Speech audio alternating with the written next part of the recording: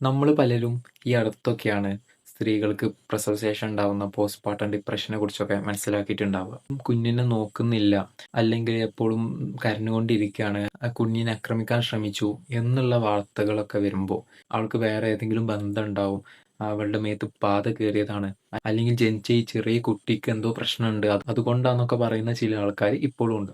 നമ്മൾ ആദ്യം മനസ്സിലാക്കേണ്ട ഒരു കാര്യം എന്താണെന്ന് വെച്ചാൽ, ഒരു സ്ത്രീ പ്രസവിച്ച് ഗർഭം ധരിക്കുന്നതിന് മുമ്പുള്ള അവസ്ഥയിലേക്ക് എത്താൻ വേണ്ടിയിട്ട് ഏകദേശം 6 മുതൽ 8 ആഴ്ച വരെ എടുക്കുന്നുണ്ട്.